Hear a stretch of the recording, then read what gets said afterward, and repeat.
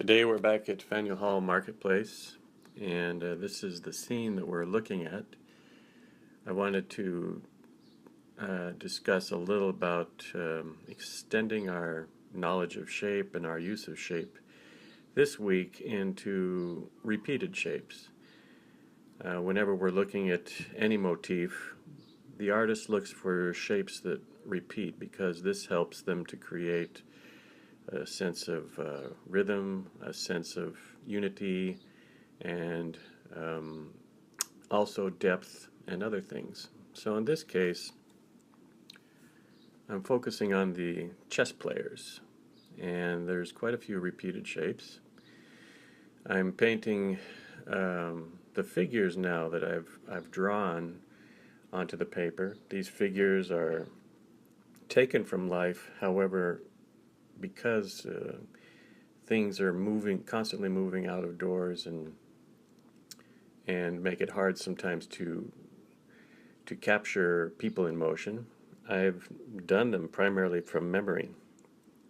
I've sketched a lot on the scene, and I know how people the poses that they assume when they're playing chess or standing around, or in general if they're hanging out at the marketplace, the sorts of poses that you'll see. And that's what I thought of as I was composing this. I wanted to create a center of interest in these two figures that I'm doing now, which they're attracting a little bit of an audience.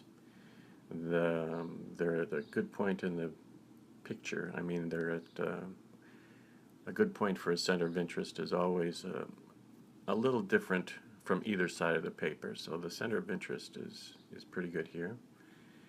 But I'm repeating figures everywhere in the painting, and this helps to create depth. For example, look at the small figures in the distance and these big figures that are nearby. They help to create a depth to the painting, and they make it feel like a scene, like a natural scene. If we only had those two people playing chess and nothing else, it would look a bit odd. So we have to put a lot of figures in there. My strategy is to make them look natural, and groupings of 3 are always good. I try not to repeat too many poses. I painted the figures first because this is going to be a dark painting focused on a few lights. And what I'm doing now is laying in the base wash for the pavers, for the red bricks that form the floor or the ground where all this is going on. I'm darkening the color as it comes forward to create a little bit of a gradient. We've talked about that. This is an extension of that. Painting the figures first puts them clearly in front of me so I don't have to guess as I'm laying down the colors where they might be. I find it preferable to do it this way rather than paint around white paper that will be turned into a figure later. These darks that you see I'm adding now are dappled shadows, shadows that fall across the ground, that fall over our figures, cast from trees that are above. And well, it looks like I'm ruining the painting here because I know that this is going to dry lighter and I'm going to work into it with stronger darks. I know that in the end this will look okay, but at this stage I have to have a little faith that it's going to turn out according to my plan. The shadows have to be relatively strong. They have to isolate those two figures that are in a chess match up above, and they have to obscure other parts as well. You notice I'm putting a lot of shadows on the planters, on the two people that are in the foreground, and the tables, etc.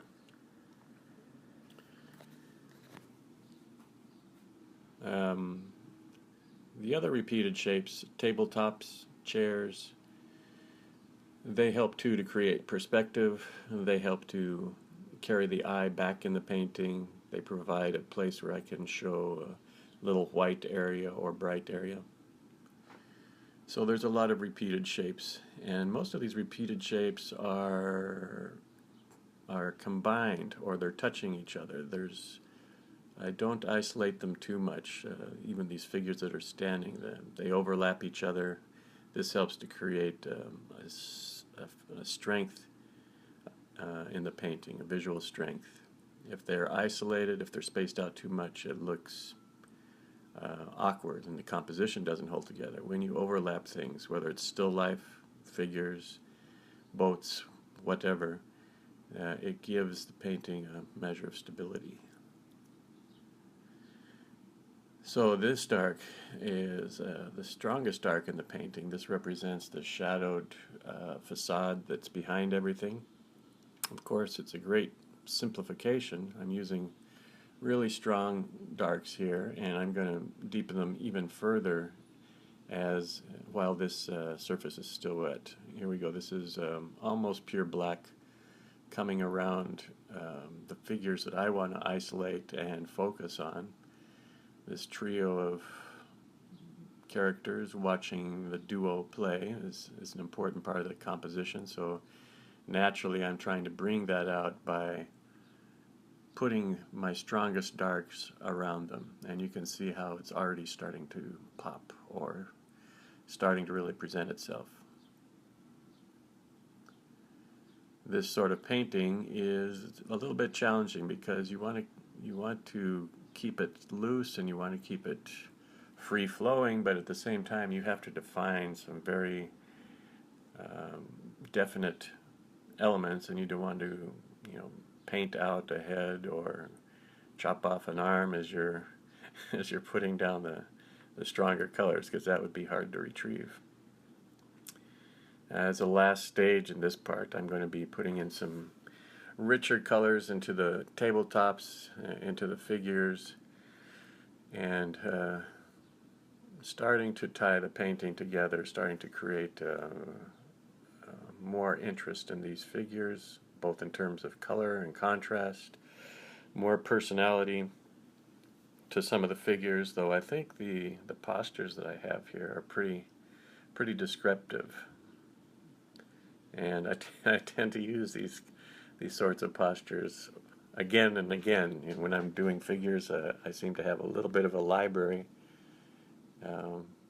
with poses that I use or repeat. In fact, we're going to do a class on figures in a couple weeks at the marketplace. I'm going to show you how to place figures, work with proportions, etc. But anyway, we're adding some details now to our center of interest, some stronger darks, brighter colors, and the image as it dries. Look at that background, how it's dried. You can see that it's had quite an impact on the whole scene.